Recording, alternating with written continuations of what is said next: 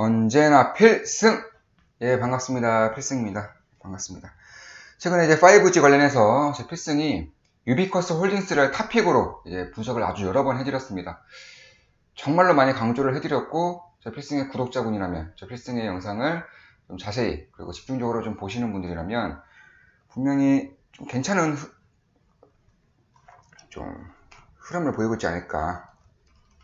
이렇게 보고 있습니다. 뭐 너무 올랐죠, 지금 이 라인대에서 12,000원대에서 분석을 3번 이상 해드렸습니다. 그리고 지금 42,000원이기 때문에 저 역시도 그렇고요. 상승률도 300% 가까이 지금 가고 있습니다.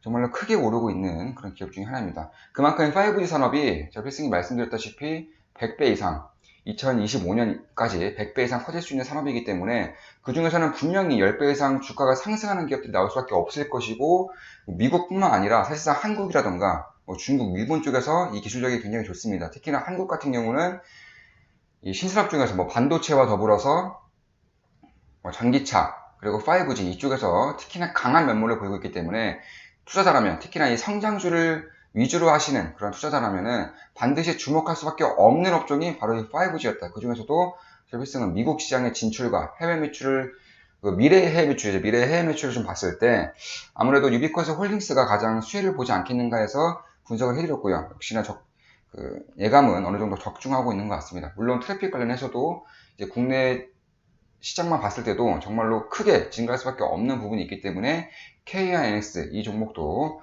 좀 추천을 해드렸었습니다. 물론 매수매도 추천은 절대 아닙니다. 참고 영상으로만 확인하시면서 하신다면 굉장히 좋은 흐름이 나타날 수 있을 겁니다. 역시나 이것도 100% 가까이 지금 상승을 이뤄내고 있는 그런 모습입니다. 그만큼 성장산업, 성장업종, 성장기업이라는 것은 볼 수밖에 없어요. 왜냐하면 저성장 국면에 완전히 진입했기 때문에 이런 국면에서는 가치주는 넘쳐나고 성장주는 희소성을 보일 수밖에 없습니다. 그만큼 성장하는 기업들이 없고요. 한국 같은 경우도 저성장 국면에 빠져버렸기 때문에 어쩔 수 없습니다. 투자자라면 좀 성장업종에 어느 정도는 관심을 기울일 수밖에 없는 상황이 앞으로 몇십 년간은 좀 펼쳐질 것 같다. 이렇게 좀 필승을 보고 있습니다. 물론 그 와중에 예를 들어서 국내 시장이 좀 지지부진하더라도 이런 식으로 올라가는 기업들은 반드시 주목을 해야 되고 분석을 좀 해야 되는 그런 시기가 바로 올해 초부터 시작되는 것이 아닌가, 이렇게 저 필승을 보고 있습니다. 앞으로도 분석을 해드리겠지만, 물론 저 필승이 지금까지 말씀드린 가치주 측면들, 예를 들어서 제재주라던가 건설주, 신세계건설, 태양건설, 아니면 제재주들, 아세아제재, 신대양제재 이런 종목들도 태양건설은 최근에 분석해드렸으니까 신세계건설, 아세아제재, 신대양제재도 지금 30% 이상 다 상승을 한 그런 부분이 있지만, 아무래도 성장주가 100% 이상 상승할 때 가치주는 30% 가량 이렇게 상승하는 그런 모습입니다. 그만큼 시장에 대한 수급 쏠림이 심화되고 있다는 거죠. 성장주 쪽으로. 왜냐하면 그만큼 성장하는 기업들이 없기 때문에. 이렇게 보시면 되겠습니다. 자, 오늘 분석해드릴 기업은요, 최근에 유비쿼스 홀딩스에 대해서 많이 물어보시는 분들이 많았습니다. 어떻게 대응을 해야 되는가, 그리고 어디까지 갈 것인가.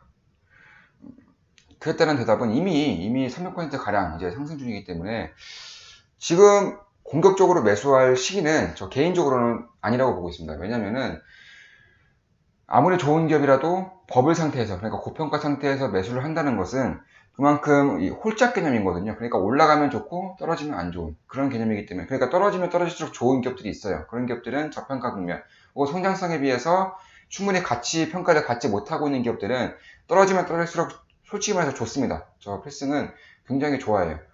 예를 들어서 10% 떨어지면은 더 사고, 20% 떨어지면은 훨씬 더 많이 사고 이럴 수 있기 때문에 굉장히 이제 주수가 중요한 거죠. 결국엔 이 기업이 오를 거라고 생각하면은 주식 수가 중요한 겁니다.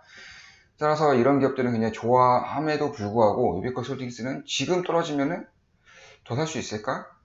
개인적으로는 더 못 산다고 생각합니다. 그만큼 어떻게 보면은 유비쿼스 홀딩스보다는 지금은 유비쿼스 쪽에 오히려 더 주목을 할 필요가 있지 않는가. 물론 유비쿼스 홀딩스 가지고 계신 분들은 지금 수익 실현하셔도 좋은 수익률이고, 혹은 더 끌고 가셔도 이미 성장성이 너무나 좋기 때문에 좀 괜찮지 않을까 이렇게 생각을 하고 있습니다. 다만 그 외에, 그러니까 지금 들어가고 싶은데 어떻게 해야 되냐고 답변 안 해드립니다. 매수매도 추천 절대 아니기 때문에 사지 마세요. 답변 안 해드립니다. 그런 질문은 좀 무의미하다 이렇게 보고 있습니다.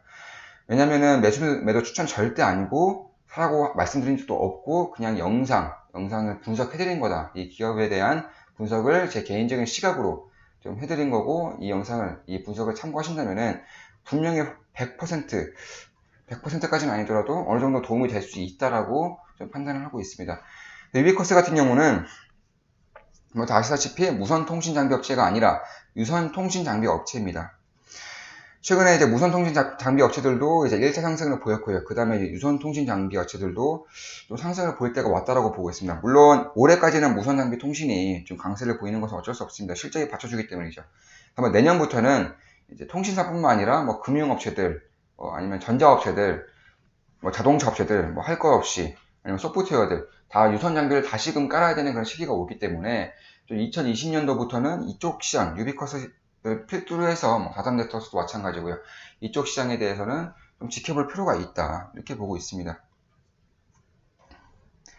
따라서 이제 이 기업 같은 경우는 그 통신사, 이 가입자와 통신사를 연결시켜 주는 겁니다. 그러니까 유선장비라는 것이 무선장비가 통신사에서 깔음으로써 이 데이터를 이제 통신사끼리 혹은 통신사를 이용하고 있는 그런 소비자들끼리 좀 연결을 시켜주는 것이라면은, 이 유선장비 같은 경우는 그 속도와 초저지연성 이런 것들을 실현시켜주는 장비다라고 보시면 되겠습니다.